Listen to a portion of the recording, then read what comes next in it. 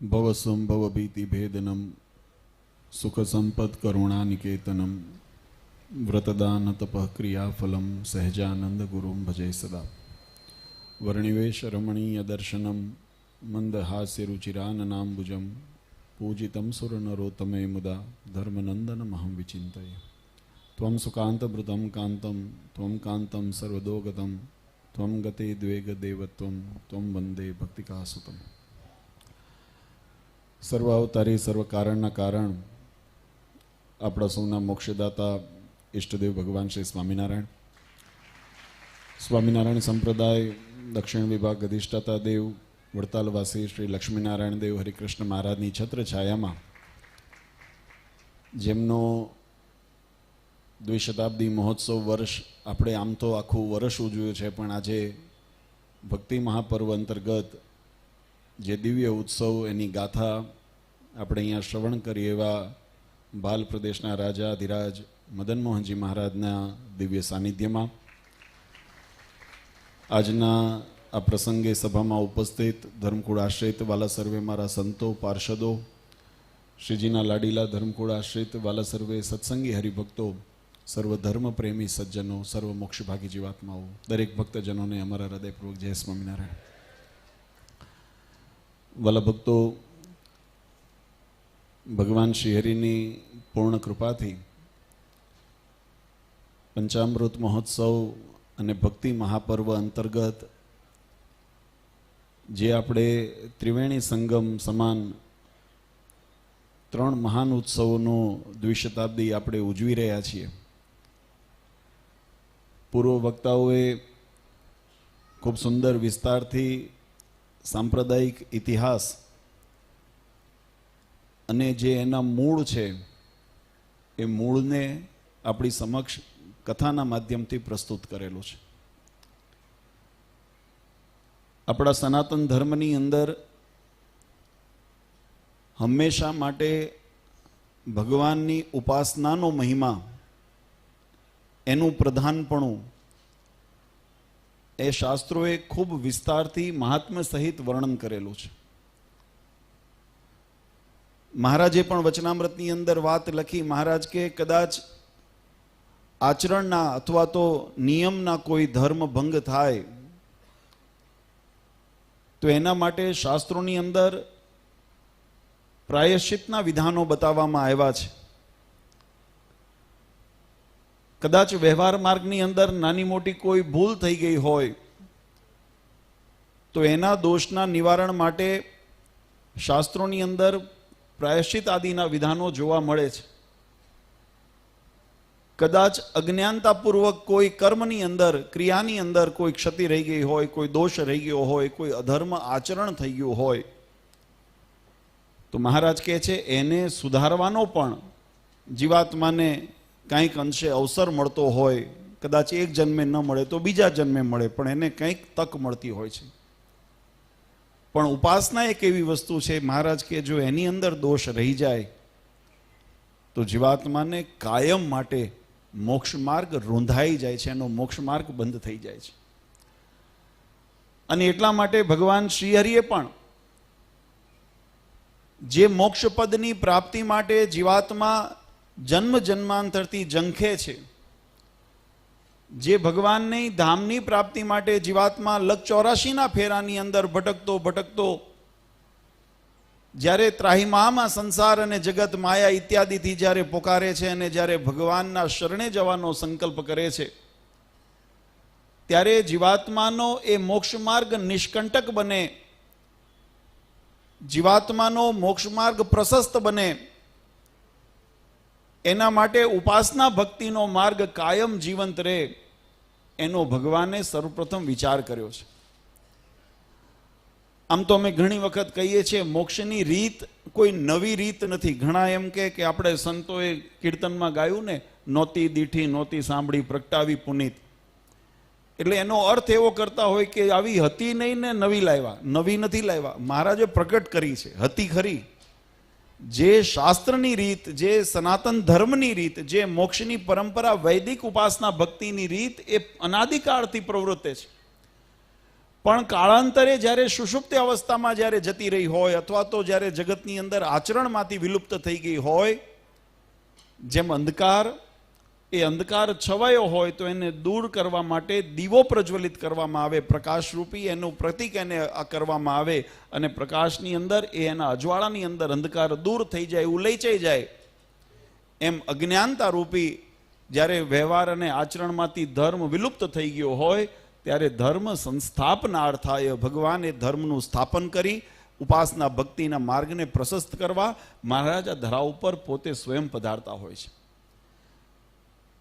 આજે એ પરંપરાની અંદર ભગવાન શ્રી હરિએ પણ જે ઉપાસના ભક્તિની રીતને પ્રબળ કરવા માટે, જીવાત્માના કલ્યાણને પ્રશસ્ત કરવાને માટે મહારાજે આ ષડંગી સંપ્રદાયની જે સ્થાપના કરી એની અંદર પણ કેન્દ્રમાં ઉપાસનાને ભક્તિ રાખી. જો મહિમા 6 અંગનો બતાવ્યો છે અને કોઈ અધિક ન્યૂન નથી, દરેકનો મહિમા એનું કારણ છે. જે કામ જે અવ્યયથી થાય એ કામ એ અવ્યયથી જ થાય, એનો અંદર તેનો વિકલ્પ ન હોઈ શકે. આંખે જોવાનું હોય તો પછી કાન આમ અહીંયા આગળ મૂકી દો તો અહીંયા જોવાય નહીં, સાંભળવું હોય તો કાને સંભળાય, આ આંખને અહીંયા ફેરવી નાખો તો અહીંયા સંભળાય નહીં.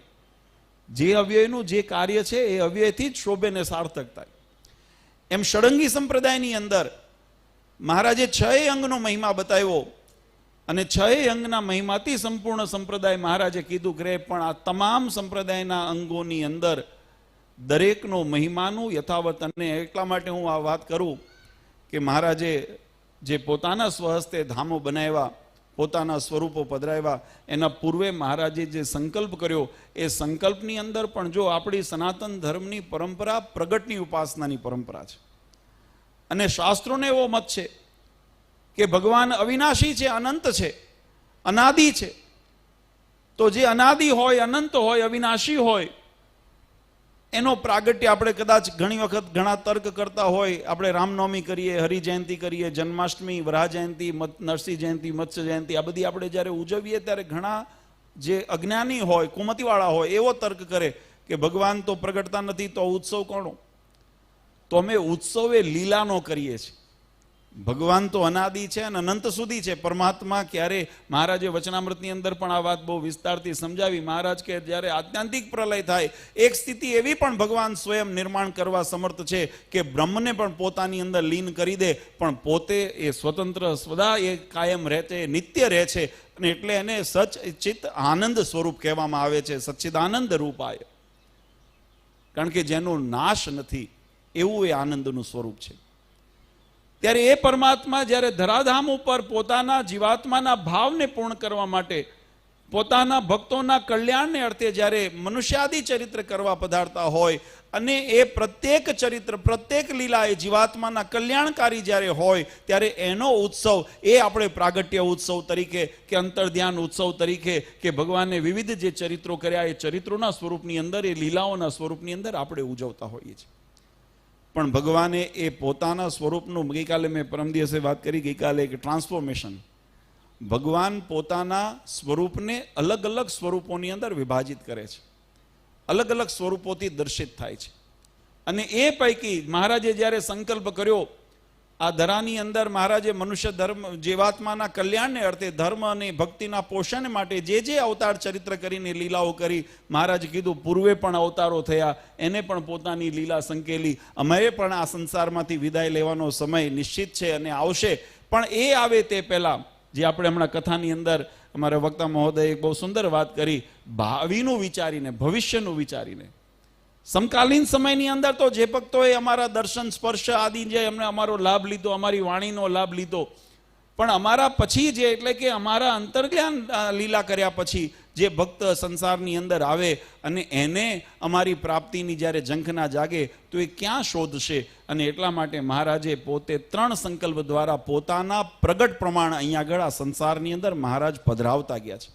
પ્રગટ પ્રમાણ મહારાજે એ વાત પોતે સ્વયં કીધી છે, જેવું અક્ષરધામનું સ્વરૂપ છે એવું સ્વરૂપ તમારી સન્મુખ છે, અને જેવું સન્મુખ તમારી જે સન્મુખ સ્વરૂપ છે એવું જ સ્વરૂપ અમે આ મંદિરોની અંદર પધરાયું છે. એની અંદર રતિ માત્ર પણ ફેર નથી.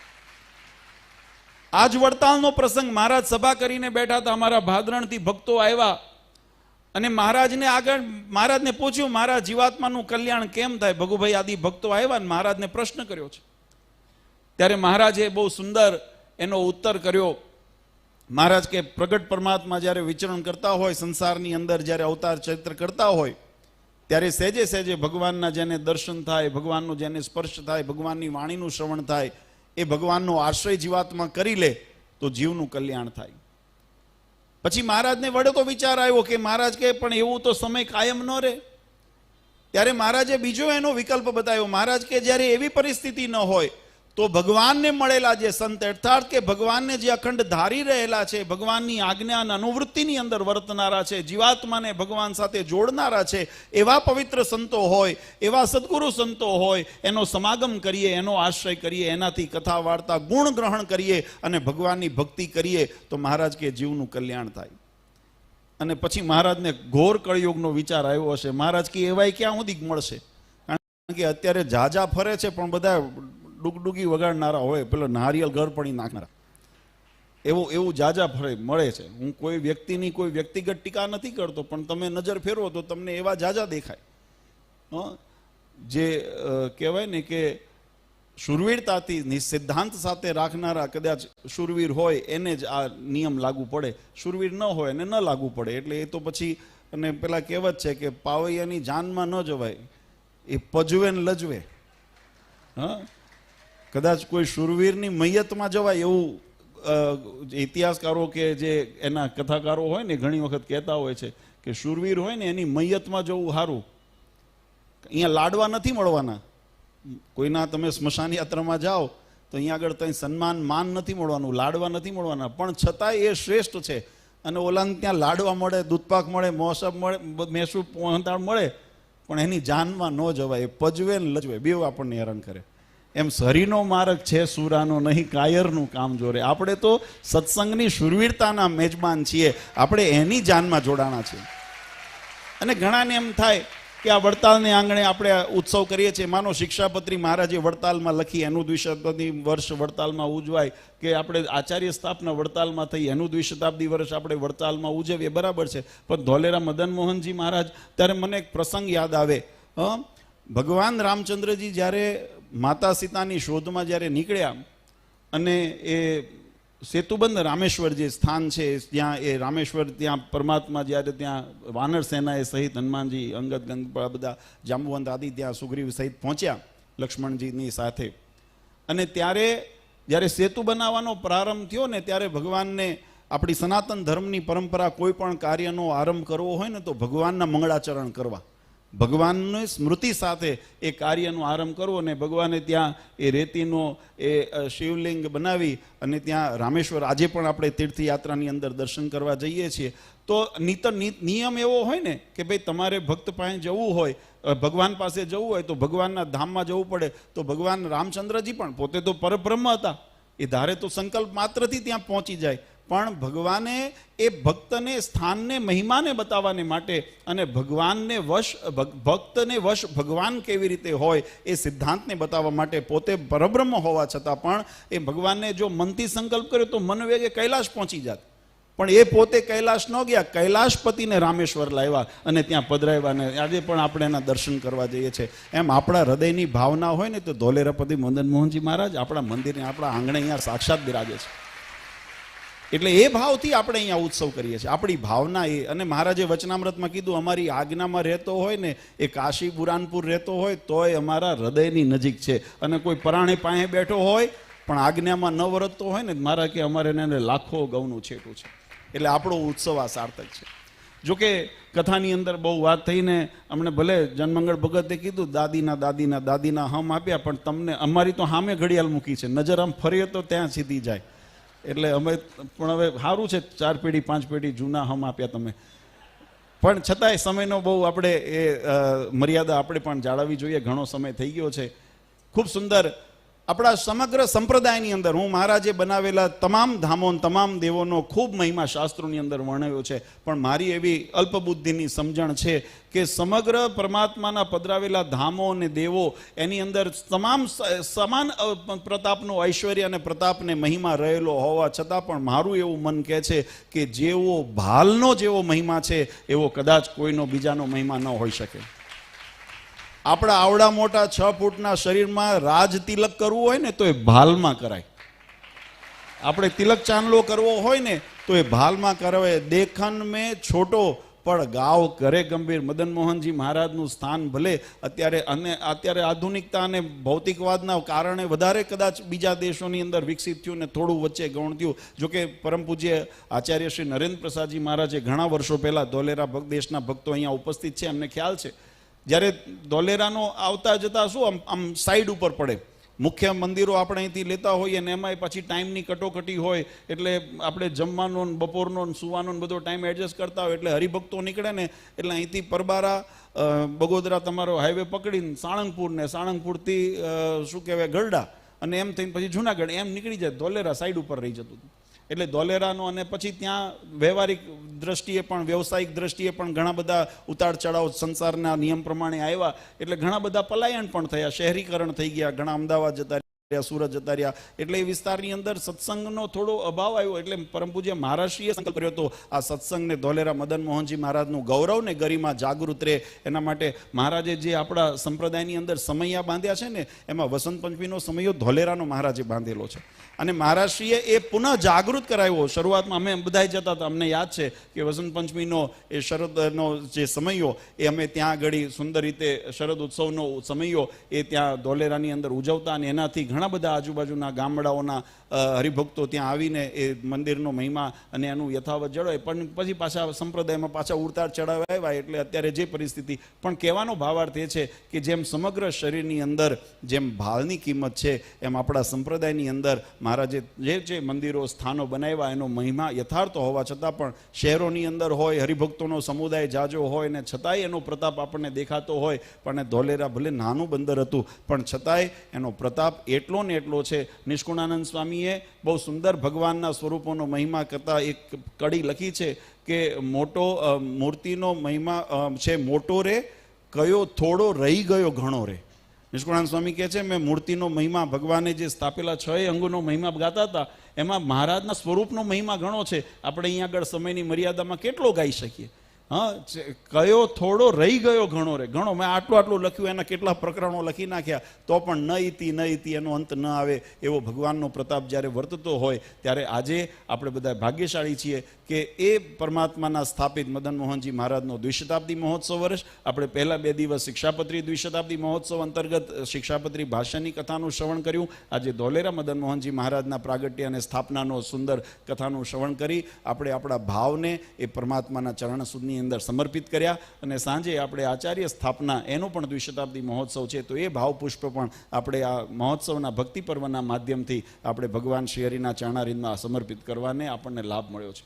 ખરેખર ખૂબ ખૂબ બધાને અભિનંદન અને આવો સત્સંગનો દિવ્ય ભાવને મહિમા કાયમ જળવાઈ રહે એવી ભગવાન શ્રી હરિના ચરણારિંદમાં પ્રાર્થના કરી વધારે સમય ન લેતા પરમ પૂજ્ય સનાતન ધર્મ ધુરંધર આચાર્ય શ્રી અજેન્દ્ર પ્રસાદજી મહારાજ, અસો ગાદીવાળા પૂજ્ય માતુશ્રી અને અમારા સમસ્ત ધર્મકુળ પરિવાર વતી આપ સૌને અંતરના આશીર્વાદ આપી મારી વાણીને વિરામ આપું. બોલો સ્વામિનારાયણ ભગવાન.